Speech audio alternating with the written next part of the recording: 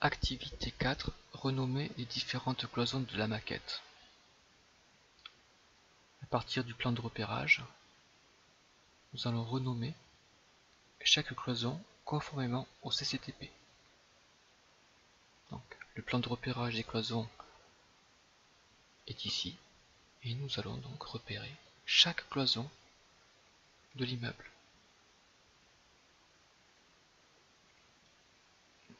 Nous allons pour cela utiliser la fiche numéro 4. Modifier type. Donc, la maquette est fournie par l'architecte. L'architecte donc propose une distribution, une séparation des différents locaux, mais n'a pas forcément défini les différents composants. Par exemple, si je sélectionne cette cloison, qui est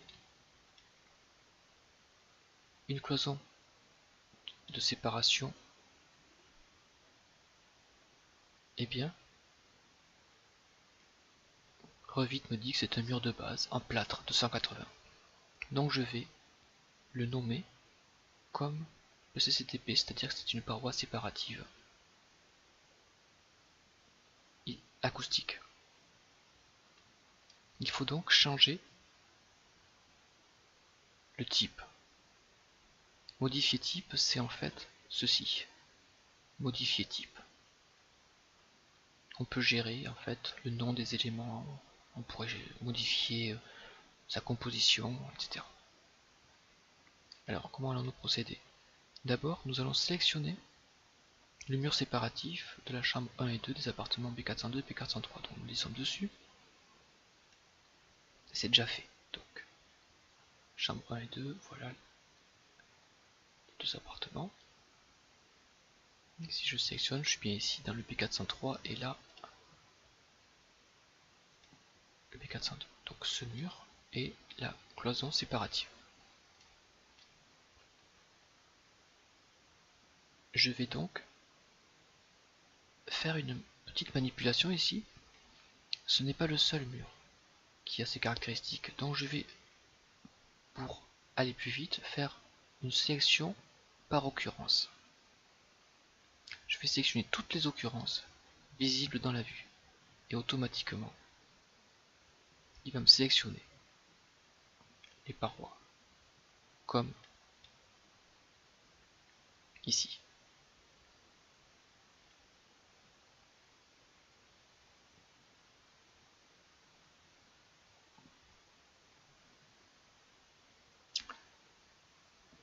Bien sûr, il faudra toujours veiller à vérifier que toutes les occurrences ont bien été sélectionnées, qu'il n'y a pas de problème sur la maquette. Une petite remarque ici, je m'aperçois en fait que ce plan de repère n'est pas exactement identique à mon fichier Revit. Parce que le repérage a été fait pour l'appel d'offres en phase pro. Et donc les plans peuvent encore évoluer en phase exé, ce qui a été le cas ici. Donc j'ai sélectionné ma paroi séparative et donc je vais la renommer comme l'indique ici l'affiche. Ce mur sectionné s'appellera bien sûr, s'appelle intérieur plâtre. Je vais cliquer sur modifier type.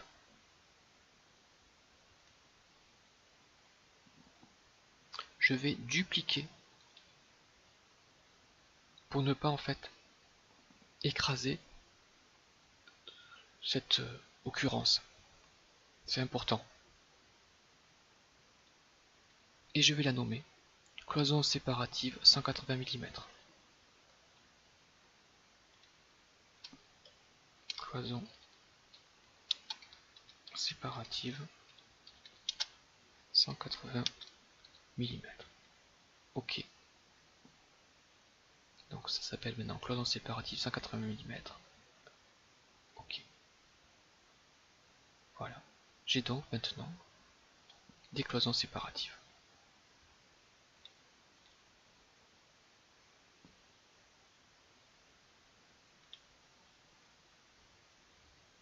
nous allons pouvoir faire ça pour chaque élément.